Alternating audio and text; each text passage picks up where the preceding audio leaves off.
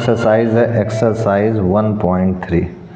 Exercise 1.3 में देखिए क्या कह रहा है हमसे, make correct statements by filling in the symbols, this is subset, this is not the subset in the blank spaces. तो यहाँ पर फिलअप करना है कि किसमें ये होगा सिंबल, किसमें नहीं होगा। तो यहाँ पर अगर पहले की बात करें फर्स्ट का फर्स्ट, तो यहाँ पर ये है 2 3 4 है और ये 1 2 3 4 5 है। तो अगर इसकी बात हम लोग करें तो ये हो जाएगा हमारा 2 3 4 है और यहाँ पर 2 3 4 भी इसके अंदर लाई कर रहा है, यानी ये सबसेट है इसका। तो यहाँ पर इसमें जो सिंबल होगा वो आ जाएगा हमारा कि ये वाला सिंबल इसमें लाई करेगा। क्यों लाई करेगा? क्योंकि जो फर्स्ट एलिमेंट है 2 3 4 फर्स्ट सेट का जो एलिमेंट है वो पूरा सेकंड में लाई कर रहा है। अगर सेकंड की बात करें तो यहाँ पर सेकंड में जो है हमारा ABC है, जबकि यहाँ BCD है। A इसमें लाई नहीं कर रहा है, इसलिए यहाँ पर ये जो है नॉट सबसेट में होगा। थर्ड की अगर हम लोग बात करें तो थर्ड में हमारा क्या है कि X such that X is a student of class 11th of your school, और फिर कह रहा है X such that X student of your school. X जो है स्टूडेंट है आपके क्लास 11th का, और कह रहे हैं X student of your school है। तो स्कूल में जितने नंबर ऑफ स्टूडेंट्स होंगे उसमें क्लास 11th के भी तो बच्चे आ ही जाएंगे, यानी ये जो है सबसेट होगा। थर्ड के बाद फोर्थ की अगर बात करें, X is a circle in the plane, X is a circle in the same plane with radius 1 unit. कह रहे हैं X जो है एक सर्किल है किसी प्लेन में, और इसमें कह रहे हैं X is a circle in the same plane with radius 1 unit. तो रेडियस 1 यूनिट होगा तो ये नहीं होगा, क्योंकि यहाँ पर ये जो X is a circle in a plane है, पता नहीं वो 1 यूनिट से बड़ी होगी, छोटी हो, क्या हो, तो इसलिए ये सबसेट में नहीं आएगा, नॉट सबसेट। फोर्थ के बाद अगर फिफ्थ की देखें हम लोग तो यहाँ फिफ्थ में कह रहा है X is a triangle in a plane, X is a rectangle in the plane. तो एक ट्रायंगल है और एक रेक्टेंगल है, तो ये तो कॉमन सेंस की बात है कि कभी भी सबसेट नहीं होगा। फिफ्थ के बाद सिक्स्थ में कह रहे हैं X is an equilateral triangle और X is a triangle in the same plane. तो ट्रायंगल के अंदर इक्विलैटरल ट्रायंगल आ सकता है, तो ये हमारा सबसेट में आएगा। फिर उसके बाद सिक्स्थ के बाद सेवन्थ में आते हैं तो X is an even natural number और X इज एन इंटीजर। तो इवन नेचुरल नंबर इंटीजर में आ सकता है, तो इसलिए ये हमारा सेट में आएगा। सेवन्थ के बाद आते हैं नेक्स्ट क्वेश्चन की ओर। नेक्स्ट क्वेश्चन में हमारा क्या कह रहा है, examine whether the following statements are true और फॉल्स। इसमें से कौन सा सही है कौन सा गलत है। तो A, B है is not the subset of BCA। तो क्या ये सही होगा या गलत? तो यहाँ हम लोग देख सकते हैं A और B इसमें लाई कर रहा है, इसलिए क्या होगा, फॉल्स होगा। क्यों फॉल्स होगा? क्योंकि ये इसका सबसेट बन रहा है, क्योंकि ये A और B के पूरे एलिमेंट इस वाले में लाई कर रहे हैं। सेकंड में आते हैं, सेकंड में कह रहा है A, फिर कह रहे हैं X is a vowel in the English alphabet. तो A, E जो है वोवेल्स भी है और इंग्लिश अल्फ़ाबेट, और जो वोवेल्स हैं वो A, E, I, O, U होते हैं, यानी A, E इसके अंदर लाई कर रहा है और ये सबसेट होगा, यानी ये ट्रू होगा। थर्ड पे आते हैं, थर्ड में कह रहा है 1 2 3 और यहाँ 1 3 5 है, तो यहाँ 2 नहीं है, इसलिए ये फॉल्स होगा, ये सबसेट नहीं होगा। फिर उसके बाद फोर्थ में आते हैं, फोर्थ में A है और यहाँ भी A है और ABC है और सबसेट होगा, यानी ये ट्रू होगा। फिर फोर्थ के बाद फिफ्थ में आते हैं, फिफ्थ में क्या कह रहा है, A is the element of A, B, C। तो यहाँ पर A जो है एलिमेंट की बात कर रहा है, तो यहाँ पर ये नहीं होगा। क्यों नहीं होगा, इसको थोड़ा सा समझ लेते हैं। क्योंकि जो A है, A जो है एलिमेंट होगा A, B, C का। ये करली ब्रैकेट में जो A है वो नहीं है इसका एलिमेंट A, B, C का, ध्यान रखिएगा इस चीज़ को, इसलिए ये क्या होगा, फॉल्स होगा। फिफ्थ के बाद आते हैं सिक्स्थ क्वेश्चन पर। सिक्स्थ में कह रहा है X is an even natural number.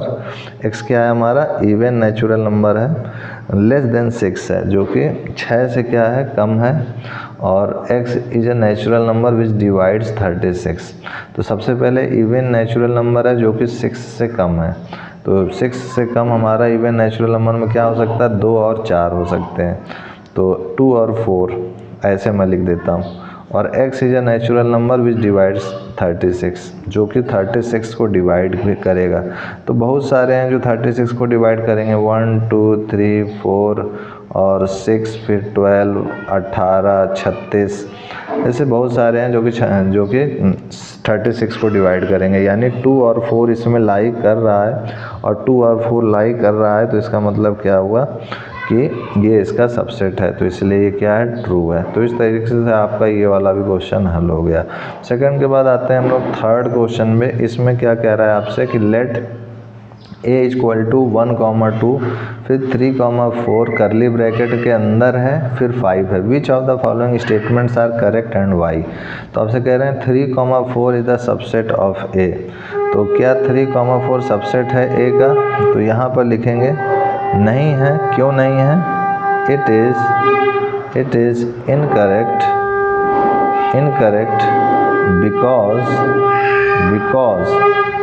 Because curly bracket 3,4 is not the subset of a, but curly bracket के अंदर ये 3,4 फिर curly bracket लिखेंगे, ये होगा सबसेट a का। इज करेक्ट, ये करेक्ट होगा, ध्यान रखिएगा। तो ये चीज़ ध्यान रखिएगा। दूसरी चीज़ आगे ये भी लिख सकते हैं, फर्स्ट ऑफ ऑल ये हमेशा ध्यान रखिएगा कि इसमें जो है हमारे 1 2 फिर 3 4 5 4 एलिमेंट्स हैं टोटल। यहाँ पर इसमें 4 एलिमेंट्स हैं और यहाँ की अगर हम लोग बात करें तो केवल 3,4 अगर बाहर लिखा हुआ है तो ये यहाँ पर जो 3,4 केवल बाहर लिखा हुआ है ये एक एलिमेंट है, ना कि कोई सेट है। तो ये चीज़ ध्यान रखिएगा और इसका कंपेयर हम लोग सेट से कर रहे हैं। तो ये यहाँ लिखेंगे first of all note that given set A has 4 elements.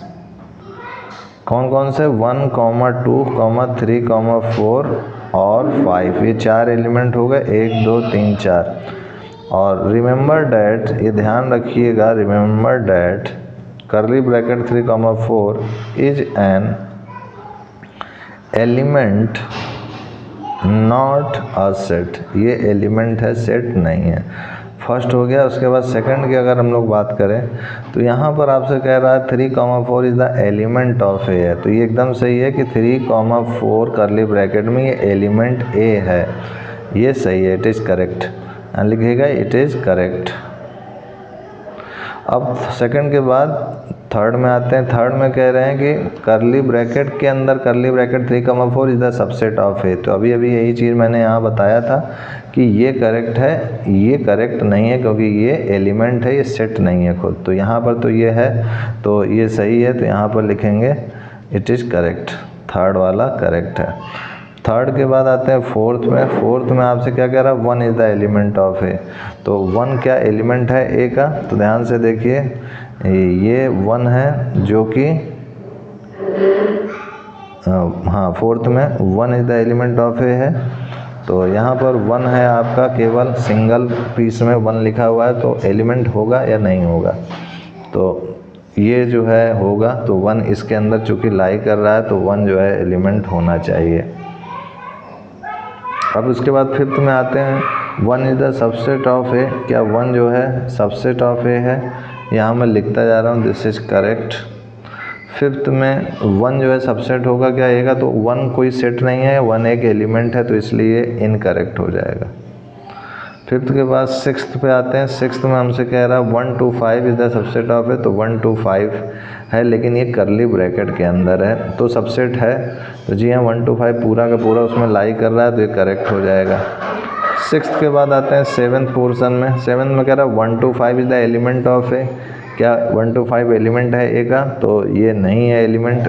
केवल 1 2 5 लिखा होता, करली ब्रैकेट ना होता तो एलिमेंट होता, लेकिन करली ब्रैकेट लगा है तो ये एलिमेंट नहीं होगा, सेट होगा, तो ये नॉट करेक्ट हो जाएगा, नॉट करेक्ट।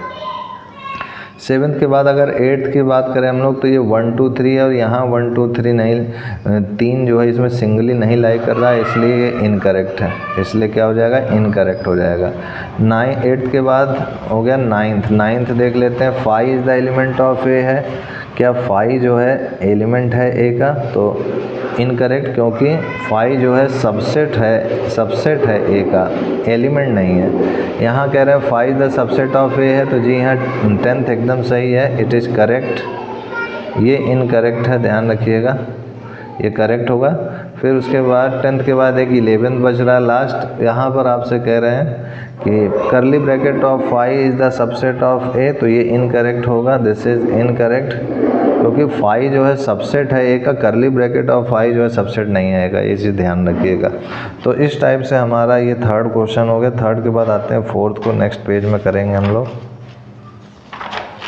तो फोर्थ क्वेश्चन में आपसे कह रहा है सिंपली कि write down all the subsets of the following sets, इनके जितने भी सबसेट बनेंगे उनको आप लिखिए। तो यहाँ पर सबसे पहला जो है करली ब्रैकेट में ए है, तो इसके अगर सबसेट की अगर हम लोग बात करें सबसेट्स की, तो कौन कौन हो सकते हैं, 5 होगा और करली ब्रैकेट में ए होगा। दूसरी अगर बात करें, इसमें है कह रहा ए है और बी है, इसके अगर सबसेट्स की बात करें तो ये 5 होगा, फिर करली ब्रैकेट ए, फिर करली ब्रैकेट बी, फिर करली ब्रैकेट ए कॉमा बी होगा।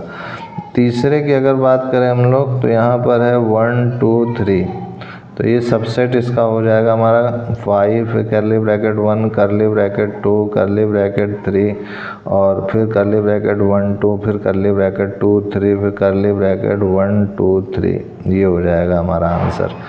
तो 1 2 3 1 2 3 और ये 4, तो 1 2 3, फिर 1 2 2 3, एक चीज़ और रह रही है और वो है हमारा 3,1 रह रहा है, या 1,3 कह लो या फिर 3,1, तो ये हो गया हमारा आंसर।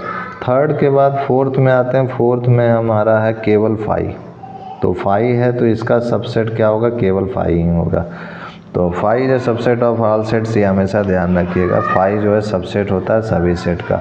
तो इस टाइप से हमारा फोर्थ क्वेश्चन हो गया। फिफ्थ में आते हैं। फिफ्थ में कह रहा है how many elements has P A if A equal to 5, A अगर 5 है तो पी ए में बताइए कितने एलिमेंट्स होंगे। तो यहाँ पर अगर पी ए की बात करें तो हमें फार्मूला पता है, सेट ऑफ पावर सेट 2 की पावर n होता है, n नंबर ऑफ एलिमेंट्स होते हैं। तो यहाँ पर नंबर ऑफ एलिमेंट्स 5 मतलब कुछ भी नहीं है, 0 है, तो 2 की पावर 0 यानी 1, तो केवल पी ए की वैल्यू 1 होगी। पावर सेट क्या होगा इसका, 1 होगा। पी ए का मतलब पावर सेट ऑफ ए 1 होगा। फिफ्थ के बाद अगर सिक्स्थ क्वेश्चन की बात करें तो कह रहा है write the following as an intervals, इसको इंटरवल्स के फॉर्म में लिखिए। X such that x is the element of R, फिर -4, फिर 6, -4 और 6, और 6 के पास हमारा क्या है कि लेस देन और इक्वल टू है। इसे ध्यान रखिएगा कि यहाँ पर लेस देन और इक्वल टू है, यानी यहाँ सिंपल आंसर हो जाएगा -4, 6 और ये क्लोज ब्रैकेट। जहाँ कहीं भी ऐसे हो तो इसको जो है क्लोज ब्रैकेट में हम लोगों को लिखना है, अगर केवल ये हो तो हमें इसको ओपन ब्रैकेट में लिखना हो, चाहे ऐसे हो चाहे ऐसे हो चाहे ऐसे हो या फिर ऐसे हो, ये चीज़ ध्यान रखिएगा। तो यहाँ पर ये हो गया सिक्स्थ का पार्ट 1। फिर सिक्स्थ का सेकंड पार्ट में है, यहाँ पर देखा जाए तो दोनों ही हैं ओपन में, -12 और ये हमारा x is greater then -12 less than -10, ये हो गया हमारा ओपन में। फिर अगर दूसरे ये हो गया। तीसरे की अगर बात करें थर्ड की, तो यहाँ 0 और 7 है, 0 के पास इक्वल टू भी लगा हुआ है, तो यहाँ 0 और ये 7, इस टाइप से। फोर्थ में हमारा देखें तो यहाँ पर फोर्थ में 3 और 4 दोनों में इक्वल टू लगा, तो यहाँ पर 3 हो जाएगा, यहाँ पर 4 हो जाएगा, ये हमारा आंसर हो जाएगा। सिक्स के बाद अगर 7 क्वेश्चन की हम लोग बात करें तो 7 क्वेश्चन में आपसे कह रहा है write the following intervals in set builder form. तो -3, 0 है, फिर 6, 12 है, तो इसको सेट बिल्डर फॉर्म में अगर लिखेंगे तो ये हो जाएगा हमारा सिंपली -3, 0 को तो लिखेंगे x such that x is the element of r और x greater then -3 less than 0, ये हो जाएगा करली ब्रैकेट में। अब उसके बाद सेकंड की बात करें अगर हम लोग तो ये हो जाएगा, सेकंड में हमसे कह रहा है क्लोज इंटरवल 6, 12, तो ये हो जाएगा x such that x is the element of r और x greater than equal to 6 but less than और इक्वल टू 12, ये हो जाएगा हमारा आंसर। थर्ड में हो जाएगा हमारा सिंपली थर्ड की अगर बात करें तो ये ओपन इंटरवल है, 6 और 12 यहाँ क्लोज इंटरवल है, तो हो जाएगा x such that x is the element of r, x is greater then 6 but less than और इक्वल टू 12, ये हो गया हमारा आंसर। थर्ड के बाद अगर फोर्थ की बात करें हम लोग तो ये हो जाएगा -23, 5 यहाँ ओपन है, तो इसको लिखेंगे x such that x is the element of R और x is greater than or equal to -23 but less than 5, यही हमारा आंसर हो जाएगा। तो इस टाइप से हमारा 7 क्वेश्चन में हो गया। 7 के बाद आते हैं 8th क्वेश्चन पे। 8th क्वेश्चन में देखिए क्या कह रहा है, what universal sets would you propose for each of the following set of right triangles. Right triangle की बात कर रहे हैं और दूसरा कह रहे हैं set of N isosceles triangle की बात कर रहे हैं। तो यहाँ लिखेंगे the set U of all possible triangles is the universal set for each of the given sets, और इसको अगर डायग्राम में ऐसे बनाएंगे, ये हमारा यूनिवर्सल सेट हो गया ऑल पॉसिबल ट्रायंगल का। इसी में हमारा एक राइट ट्रायंगल ये है और ये आइसोसेलेस ट्रायंगल है जिसमें ये दो साइड्स इसके इक्वल हैं। तो इस टाइप से हम लोग इसको दिखा सकते हैं, ये हमारा आंसर हो गया। 8th के बाद अगर 9th की बात करें हम लोग, तो 9th क्वेश्चन में हमसे सिंपली कह रहा है कि given the sets A 1 3 5 B 2 4 6 C 0 2 4 6 8 which of the following may be considered as universal set for all 3 sets ABC। तो जिसमें भी ये इसके सारे वैल्यू लाई करें, तो देखते हैं 1 3 5 है तो 1 3 5 इसमें लाई कर रहा है। फिर आते हैं 2 4 6 तो 2 4 6 भी लाई कर रहा है। फिर 2 0 2 4 6 8 0 2 4 6 8 नहीं है, तो ये नहीं है। 5 यूनिवर्सल सेट में है, 5 भी नहीं होगा क्योंकि ये खुद ही खाली है, नल है। थर्ड की बात करें तो 1 3 5 लाई कर रहा है। 2 4 6 भी लाई कर रहा है। 0 2 4 6 8, तो जी हाँ ये होगा, थर्ड वाला होगा यूनिवर्सल सेट होगा ABC का, लेकिन फोर्थ वाला नहीं होगा क्योंकि यहाँ 0 नहीं है। तो यहाँ पर आप लिख लीजिएगा आंसर में कि यहाँ पर 8 नहीं है, इस कारण से पहला वाला यूनिवर्सल सेट में नहीं होगा। 5 तो खुद ही नल है, इसमें कुछ भी नहीं है, इसलिए यूनिवर्सल सेट नहीं होगा। थर्ड वाला यूनिवर्सल सेट होगा और फोर्थ वाले में 0 नहीं है, इस कारण से ये यूनिवर्सल सेट नहीं होगा। तो इस तरीके से हमारा ये एक्सरसाइज ख़त्म हो गया। आते हैं नेक्स्ट एक्सरसाइज 1.4 की ओर। तो 1.4 में हमसे क्या कह रहा है ये देखते हैं। सिंपली एक्सरसाइज 1.4 में कह रहा है find the union of each of the following pairs of sets. तो आइए यूनियन हम लोग देखते हैं एक्सरसाइज 1.4।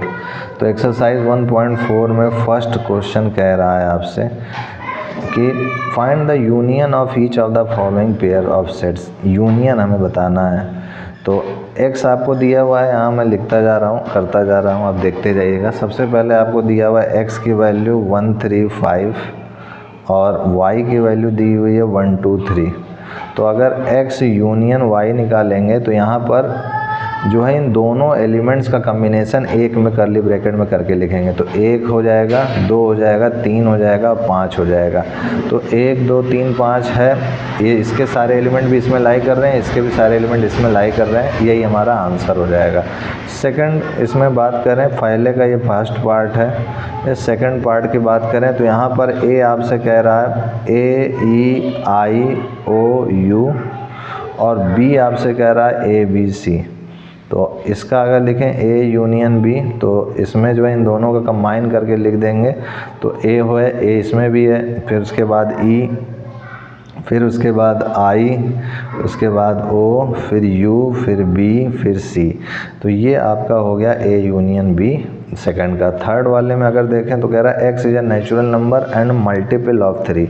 तो इसको मैं अगर इस फॉर्म में लिखूं, सेट बिल्डर से इसको रोस्टर फॉर्म, तो यहाँ पर x is a natural number and A multiple of 3। तो ये जगह 3 6 9 12 डॉट डॉट, ये A हो गया। और B की बात करें, is natural number less than 6, जो कि x क्या है, एक नेचुरल नंबर है जो कि लेस देन 6 है। तो क्या हो जाएगा 1 2 3 4 5 6 6 से कम है तो 6 नहीं लेंगे हम लोग।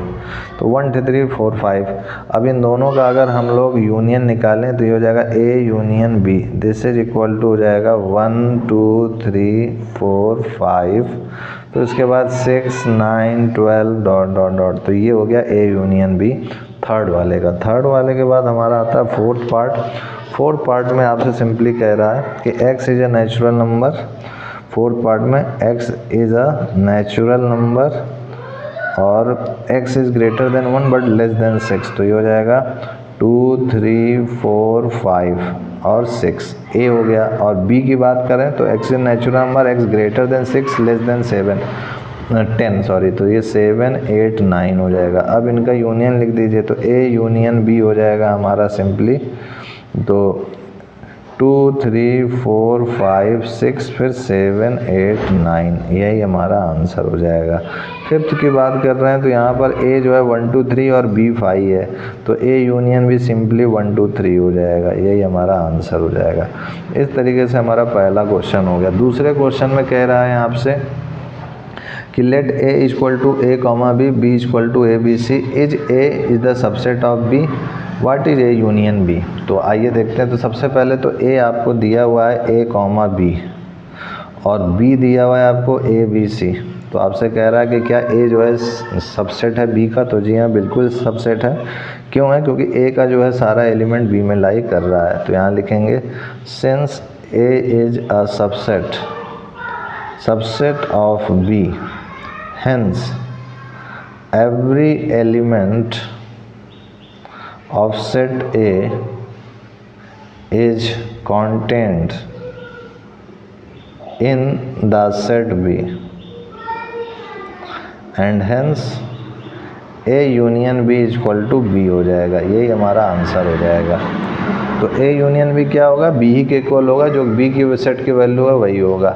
सेकंड के बाद आते हैं थर्ड क्वेश्चन पर। अपने थर्ड क्वेश्चन में हमसे क्या कह रहा है कि if A and B are two set such that A is the subset of B। तो हमारा नेक्स्ट क्वेश्चन है थर्ड में, if A and B are two set such that A is the subset of B, then what is A union B। A union B का मान क्या होगा? तो इसको हम लोग कैसे करेंगे? सबसे पहले यहाँ पर हम लोग लिखेंगे सिंस, अच्छा ये तो हमने शायद हाँ A यूनियन B है, हाँ what is A union B वाला, तो हमने A यूनियन B हमारा A B C ही आ जाएगा, जो कि B के इक्वल होगा A यूनियन B। और इस वाले में if A and B are two set such that A is the subset of, then what is the A union B, तो इसका भी वही आंसर होगा, क्योंकि A जो है सबसेट है B का, ये तीसरे का ही आंसर हो जाएगा, सेम यही चीज़। और इसका भी आंसर सेम टू सेम यही होगा, क्योंकि A जो है पूरा का पूरा लाई कर रहा है। थर्ड के बाद फोर्थ क्वेश्चन में आते हैं हम लोग। फोर्थ में कह रहा है A दिया हुआ, B दिया हुआ, C दिया हुआ, D दिया हुआ है, तो आपसे कह रहा है बताइए फाइंड A यूनियन B। तो सबसे पहले मैं A लिख देता हूँ। A है हमारा 1, 2, 3, 4, B है हमारे पास 3, 4, 5, 6 और C हमको दिया हुआ है 5, 6, 7, 8 और फिर हमको D दिया हुआ है लास्ट में 7, 8, 9, 10। अगर हम लोग इसकी वैल्यू निकालें तो यहाँ से फर्स्ट पार्ट करें अगर, तो A यूनियन B, तो A यूनियन B हमारा सिंपली हो जाएगा 1, 2, 3, 4 और ये 3, 4, 5, 6। तो इसको अगर कंबाइन करेंगे तो यहाँ से ये हो जाएगा 1, 2, 3, फिर कह रहे हैं 4 और 5 और 6, तो 1, 2, 3, 4, 5, 6 यही इसका आंसर हो जाएगा A यूनियन B का। अब उसके बाद A यूनियन C की बात करें तो ये इनको कंबाइन करेंगे तो हो जाएगा 1, 2, 3, 4 फिर 5, 6, 7, 8, ये इसका आंसर हो जाएगा। थर्ड में अगर बात करें, थर्ड में हमसे कह रहा है B यूनियन C की बताइए।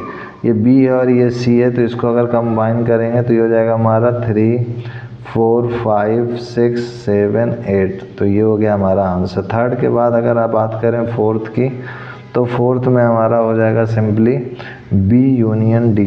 तो ये B यूनियन D की बात करेंगे तो हो जाएगा ये B हो जाएगा और ये D, तो इन दोनों का कंबाइन करेंगे तो हो जाएगा हमारा 3, 4, 5, 6, 3, 4, 5, 6 फिर उसके बाद 7, 8, 9, 10, यही हमारा आंसर हो जाएगा। 3, 4, 5, 6, 7, 8, 9, 10। फोर्थ के बाद हमारा फिफ्थ है कि इसमें कह रहा A union B union C, तो ये A union B union C में तीनों को कंबाइन करेंगे, इनको सारे डाटा आने चाहिए। तो यहाँ 1, 2, 3, 4 और 5, 6 फिर 7, 8, तो ये हो जाएगा 1, 2, 3, 4 फिर 5, 6 फिर 7, 8। तो इसमें देखिए ये भी लाई कर रहा है, ये भी आ रहा है और ये वाला भी आ रहा है, तो ये आपका आंसर हो गया।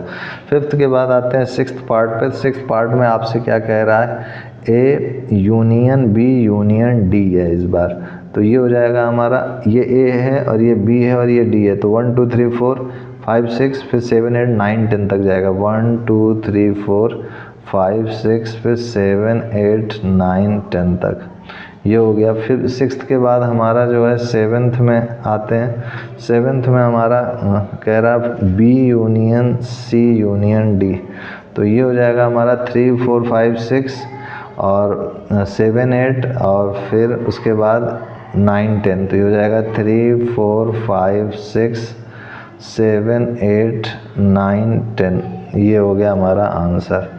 उसके बाद आते हैं फिफ्थ क्वेश्चन की ओर। फोर्थ के बाद हमारा फिफ्थ क्वेश्चन है, find the intersection of each pair of sets of the question first above.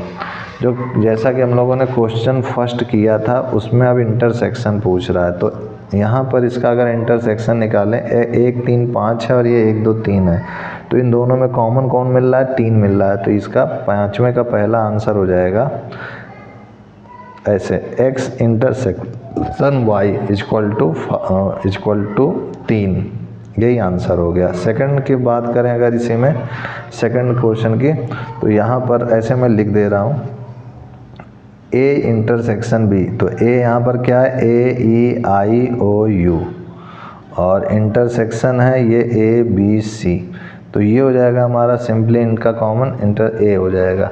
फिर उसके बाद सेकंड के बाद थर्ड की बात करें तो ये हो जाएगा हमारा, थर्ड की बात करें तो x is a natural number and a multiple of 3 और x is a natural number और 6 से 10 के बीच में, तो ये a इंटरसेक्शन b, तो ये हो जाएगा हमारे पास 3 6 9 डॉट डॉट इंटरसेक्शन 1 2 3 4 5, ये हो गया हमारा। इनमें जो कॉमन होगा यानी 3 होगा, तो ये 3 आंसर हो गया। थर्ड के बाद हम फोर्थ पे आते हैं। फोर्थ में कह रहा है x is a natural number and x is greater than 1 less than equal to 6 है, यानी 2 3 4 5 6 यहाँ पर होगा, यानी a intersection b this is 2 3 4 5 6 और यहाँ से इंटरसेक्शन किया दिस इज 7 8 9, दिस इज, यहाँ पर इन लोगों का इंटरसेक्शन देखें तो कोई भी चीज़ कॉमन नहीं मिले तो 5 हो जाएगा। फिफ्थ की बात करें फिफ्थ पार्ट में, तो यहाँ पर a इंटरसेक्शन b करें तो a हो जाएगा 1 2 3 और इंटरसेक्शन b की बात करें तो 5, तो इनका अगर करें तो यहाँ पर जो है कॉमन कुछ भी नहीं मिल रहा है, यानी 5 ही आंसर हो जाएगा। फिफ्थ के बाद अगर आते हैं सिक्स्थ क्वेश्चन की ओर, तो सिक्स्थ क्वेश्चन में अब हमसे क्या कह रहा है कि a और b और c और d की वैल्यू दी हुई है, find a intersection b intersection c, ऐसे निकालना है, ये देखते हैं। तो यहाँ पर a की वैल्यू दी हुई है 3 5 7 9 11 और b की वैल्यू दी हुई है 7 9 11 13 और c की वैल्यू दी हुई है 11 13 15 और d की वैल्यू दी हुई है 15 और 17, तो ये हो जाएगा हमारा a पहला, सिक्स का पहला a इंटरसेक्शन b, तो a इंटरसेक्शन b करेंगे तो इनमें से कॉमन क्या मिल रहा है, 7 9 11, 7 9 11, तो यही आंसर हो जाएगा 7 9 11, ये हो गया इसका आंसर। अब उसके बाद सेकंड में क्या कह रहे हैं, b इंटरसेक्शन c निकालिए, ये b है और ये c है, तो इनमें कॉमन क्या मिल रहा है, 11 और 13, तो 11 और 13 इसका आंसर हो गया। सेकंड के बाद थर्ड में आते हैं। थर्ड में आपसे क्या कह रहा है, a इंटरसेक्शन c बताइए, तो ये a है और ये c है, तो 11 13 15, तो 11 केवल कॉमन मिल रहा है, तो ये 11 आंसर हो गया।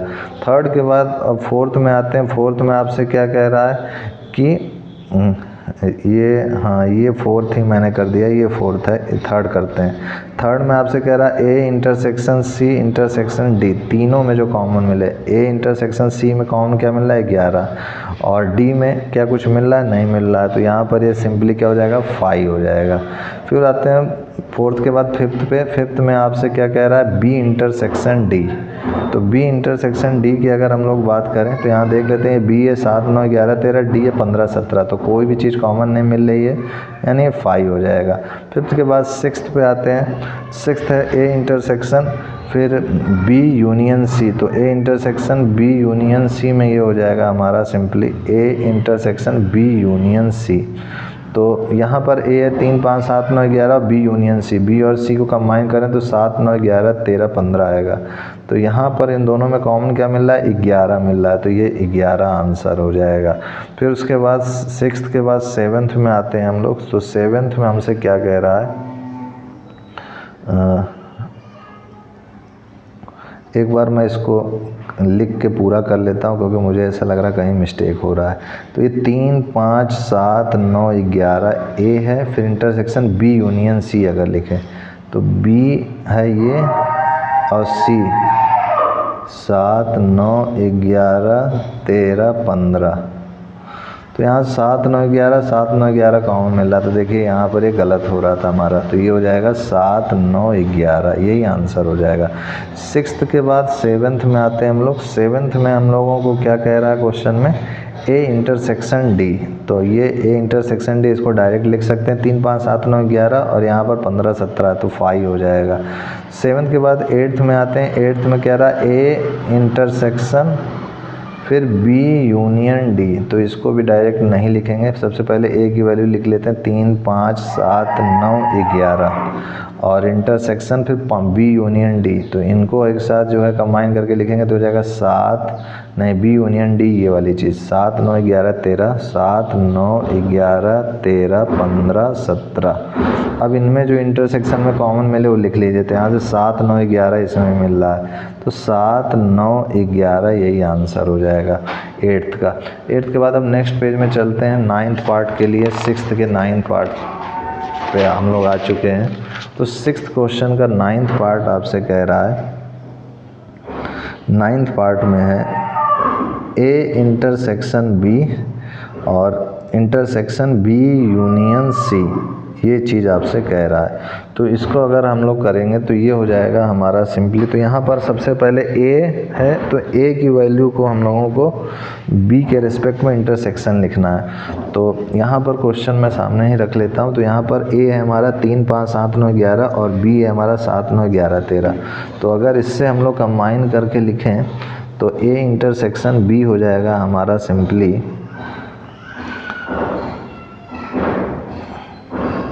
ए ये है और बी ये है, तो यहाँ से 7, 9, 11 मिल जाएगा।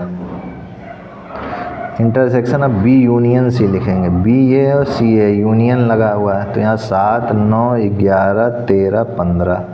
अब इन दोनों में जो कॉमन मिले 7, 9, 11, यानी यहाँ पर 7, 9, 11 ही इसका आंसर होगा।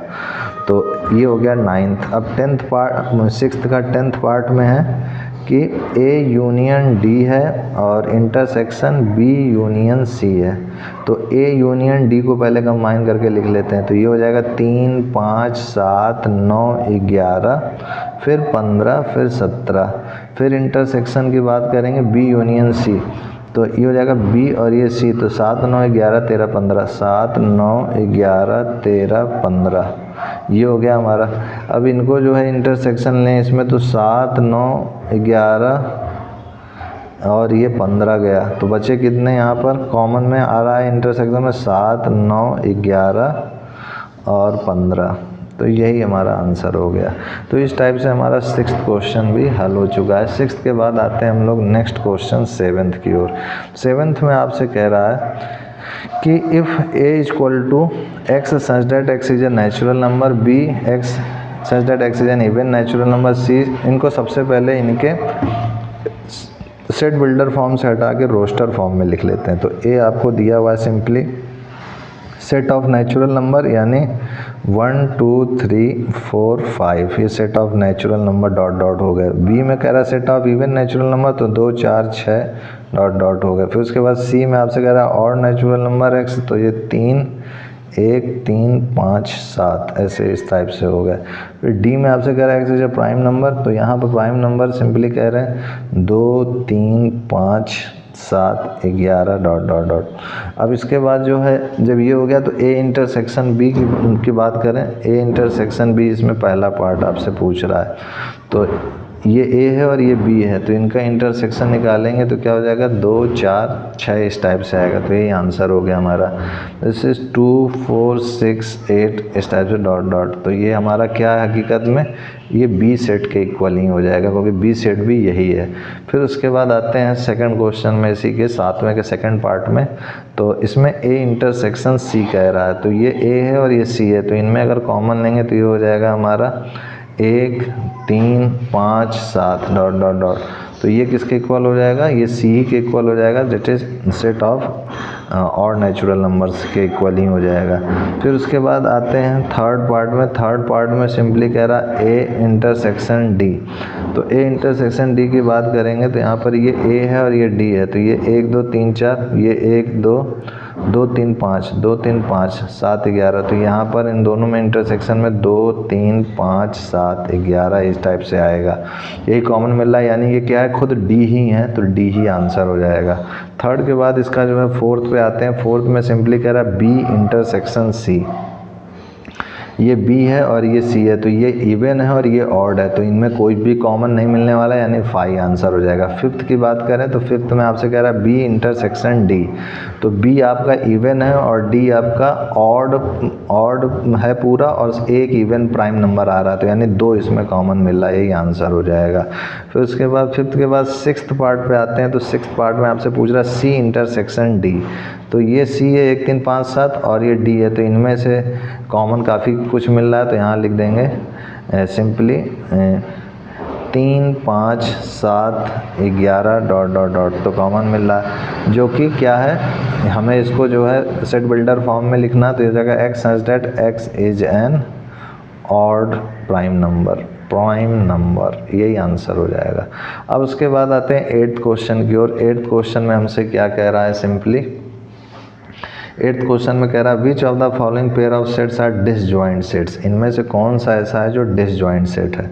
तो यहाँ पर 1 2 3 4 है और फिर कह रहा है x इज नेचुरल नंबर 4 2 6। तो इसको हम लोग लिखेंगे, सबसे पहले डिसजॉइंट सेट क्या कहते हैं, यहाँ ध्यान रखिएगा, 2 sets are disjoint when a intersection b is equal to 5। a intersection b निकालें तो 5 के इक्वल आए तो उसे हम लोग डिसजॉइंट कहते हैं, यानी एक तरीके से नल सेट। ए सेट हैविंग नो एलिमेंट, कह रहे हैं कि ए सेट जिसमें कोई भी एलिमेंट ना हो इसका, a set having no element, तो यानी 5 यानी नल सेट, यही डिसजॉइंट है। अब इसका यूज़ करते हैं हम लोग तो 8वें का पहला पार्ट में। तो यहाँ पर ए आपको दिया हुआ है 1 2 3 4 और उसके बाद आपसे कह रहा है x such that x is a natural number और 4 और 6 के बीच में, तो इसको b मान लेते हैं 4 और 6 के बीच में, यानी 4 5 6। तो इनमें इन दोनों में अगर देखें तो इनका डिसजॉइंट अगर देखें a इंटरसेक्शन b, तो यहाँ पर 4 आ रहा है, तो यहाँ पर 5 के इक्वल नहीं आ रहा है, इसलिए क्या है, डिसजॉइंट नहीं है, तो यहाँ लिखेंगे नॉट डिसजॉइंट। उसके बाद सेकंड पार्ट में आते हैं। सेकंड पार्ट में आपसे सिंपली कह रहा है A E I O you और सी डी ई। तो ए है आपको दिया हुआ ए ई आई ओ यू और बी आपको दिया हुआ सी डी ई और एफ। तो यहाँ से अगर करें ए इंटरसेक्शन बी तो ये हो जाएगा ए ई जो है कॉमन मिल रहा है यहाँ से, आई भी नहीं है, ओ यू नहीं है, तो यहाँ पर ई एक ही लेटर कॉमन मिल रहा है, यानी ये भी नॉट डिसजॉइंट है।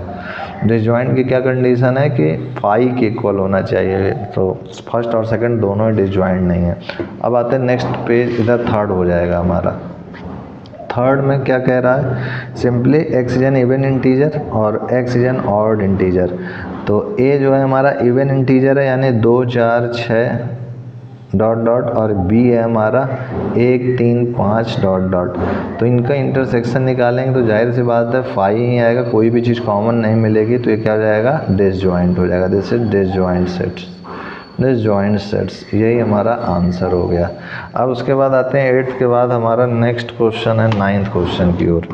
9th क्वेश्चन में हमारा कह रहा है सिंपली ए आपको दिया हुआ है वैल्यू में 3 6 9 12 15 18 21 और बी दिया हुआ है 4 8 12, 16, 20।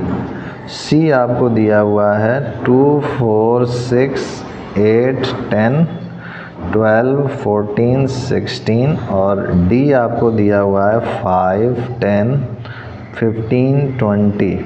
अब आपसे कह रहा है बताइए पहला इसी में a माइनस बी क्या होगा। तो a में b को घटाएंगे तो a माइनस बी करेंगे तो ये सिंपली हो जाएगा 3, 6, 9, 12। तो ये 12 इसमें से घट जाएगा, फिर यहाँ से और तो सब अलग है। तो यहाँ पर a माइनस बी करेंगे यानी b का कोई भी वैल्यू a में नहीं होना चाहिए, ये चीज़ पर ध्यान रखिएगा। तो 3, 6, 9, 12 इसमें 12 घट जाएगा हट जाएगा, फिर 15, 18, 21, यही a माइनस बी हो जाएगा। तो इसका मतलब क्या हुआ शॉर्ट में कि the elements which are in A but not in B. A में तो हो लेकिन बी में ना हो। तो इसी तरह सभी को अब ऐसे निकालना है। सेकंड में आपसे देखिए यहाँ पे क्या कह रहा है। सेकंड में सिंपली आपसे कह रहा है a माइनस सी। तो a माइनस सी करेंगे तो ये a है हमारा, ये c है। तो अगर इसकी वैल्यू निकालेंगे तो c की कोई भी वैल्यू इसमें नहीं होनी चाहिए। तो 2, 4, 6 है तो 6 नहीं होना चाहिए। फिर 8, 10, 12 है, 12 नहीं होना चाहिए। यानी क्या होगा 3, फिर 9, फिर 15, फिर 18, फिर 21। तो यही हमारा आंसर हो गया। फिर उसके बाद थर्ड की बात करें। थर्ड में आपसे क्या कह रहा है a माइनस डी। ए की वैल्यू जिसमें a ऐसी वैल्यू जिसमें d का कोई मान नहीं होना चाहिए, यानी 5, 10, 15। तो यहाँ पर 15 आ रहा, 15 नहीं होना चाहिए। तो 3, 6, 9, 12, 18 और 21, ये हो गया हमारा आंसर। थर्ड के बाद हमारा फोर्थ है। फोर्थ में हमसे क्या कह रहा है b माइनस ए। b माइनस ए है तो b में a को घटा दिए तो ये 12 हट जाएगा और इधर से और सब वही रहेगा। तो ये हो जाएगा हमारा 4, 8, 16, 20, यही आंसर हो जाएगा। अब उसी तरीके से फिफ्थ वाले की अगर हम लोग बात करें तो फिफ्थ में हमारा c माइनस है। तो c में a की एक भी वैल्यू नहीं होनी चाहिए। तो क्या हो जाएगा 2, 4, 8, 10, 14 और 16, यही आंसर हो जाएगा। सिक्स्थ की इसी तरीके से अगर हम लोग बात करें d माइनस है तो a की वैल्यू एक भी d में नहीं होनी चाहिए, वो d में रिमूव करना है। तो ये हो जाएगा यहाँ पर केवल 5, 10, 15 नहीं होगा, 20 होगा। फिर उसके बाद सेवेंथ पार्ट में क्या कह रहा है इसमें कि b माइनस सी। c की एक भी वैल्यू b में नहीं होनी चाहिए, तो यानी ये केवल 20 आएगा। एट्थ पार्ट की अगर बात करें हम लोग तो एट्थ पार्ट में हमसे कह रहा है b माइनस डी। तो यहाँ पर d की कोई भी वैल्यू b में नहीं होनी चाहिए, यानी ये आएगा हमारा 4, 8, 12 और 16। फिर उसी तरीके से एट्थ के बाद अगर नाइन्थ की हम लोग बात करें यहाँ क्वेश्चन में, तो नाइन्थ में हमारा है सिंपली c माइनस बी।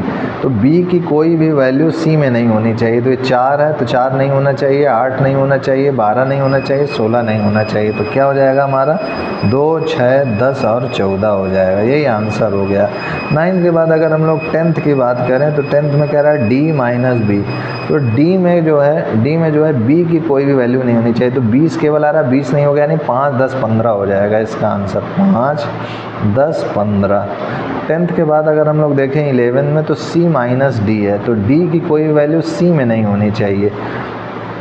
तो 5, 10, 15, 20 है तो यहाँ देखिए 10 आ रहा है तो 10 नहीं होगा, बाकी सब होगा। तो यानी ये आंसर हो जाएगा 2, 4, 6, 8, 12, 14, 16। तो यही हमारा आंसर हो जाएगा 2, 4, 6, 8, 12, 14, 16। फिर उसके बाद 12वां इसमें है d माइनस सी। तो इसमें c की कोई भी वैल्यू d में नहीं होनी चाहिए। तो c की वैल्यू 10 है तो इसमें नहीं होनी चाहिए 10, तो यानी 5, 15, 20 आंसर हो जाएगा। 5, 15 और 20, यही हमारा आंसर हो गया। अब उसके बाद आते हैं टेंथ क्वेश्चन की ओर। टेंथ क्वेश्चन में आपसे सिंपली कह रहा है कि अगर x की वैल्यू ABCD है, y की वैल्यू FBDG है, तो बताइए x माइनस वाई क्या होगा, y माइनस एक्स क्या होगा और x इंटरसेक्शन y क्या होगा। x आपको दिया हुआ है ABCD, y दिया हुआ है FBDG और x यहाँ पर अब आपसे पूछ रहा है कि x माइनस वाई बताइए, y की कोई वैल्यू x में नहीं होनी चाहिए, तो b नहीं होगा, d नहीं होगा, तो केवल बचेगा a, c, यही आंसर हो गया। फिर y माइनस x आपको निकालना है, तो x की कोई वैल्यू y में नहीं होनी चाहिए, यानी b और d नहीं होना चाहिए, यानी f और g हो जाएगा आंसर। फिर अगर हम लोग x इंटरसेक्शन y की बात करें, इन दोनों में कॉमन क्या होगा, b और d, तो ये हो जाएगा हमारा दिस इज b, d, तो यही हमारा आंसर हो गया। अब उसके बाद आते हैं 10th के बाद 11th क्वेश्चन की ओर। तो 11th क्वेश्चन में आपसे कह रहा है if r is the set of real number, q is the set of rational number, then what is r minus q। r क्या है, सेट ऑफ रियल नंबर है, और q क्या है, सेट ऑफ रेशनल नंबर है। तो बताइए r minus q क्या होगा। तो आपको पता है कि अगर सेट ऑफ रियल नंबर है उसमें रेशनल नंबर घटाएंगे तो क्या बचेगा, इरेशनल नंबर बचेगा। तो r माइनस q हमारा हो जाएगा a set of irrational number, irrational numbers, यही आंसर हो गया। 12th क्वेश्चन में आते हैं हम लोग। 12th में कह रहा है state whether each of the following statements is true और false, justify your answer.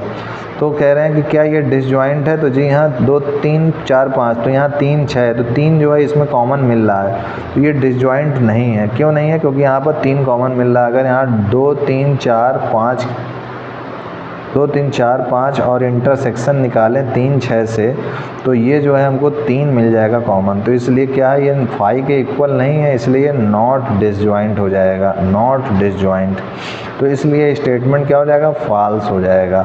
Second में आते हैं हम लोग। सेकंड में कह रहा है A E I O U and A B C D are disjoint set. तो यहाँ पर ए जो है कॉमन मिल रहा है, तो इसलिए इनका इंटरसेक्शन निकालेंगे। अगर A E I O U intersection A B C D, तो ये हमको दे देगा ए। तो this is not equal to 5 है ये भी, तो ये क्या हो जाएगा, not disjoint sets, not disjoint set, this is false, ये भी फॉल्स हो जाएगा। सेकंड के बाद हम थर्ड पे आते हैं। अगर थर्ड पे आते हैं तो थर्ड में हमारा क्या है, 2 6 10 14 और 3 7 11 15 है।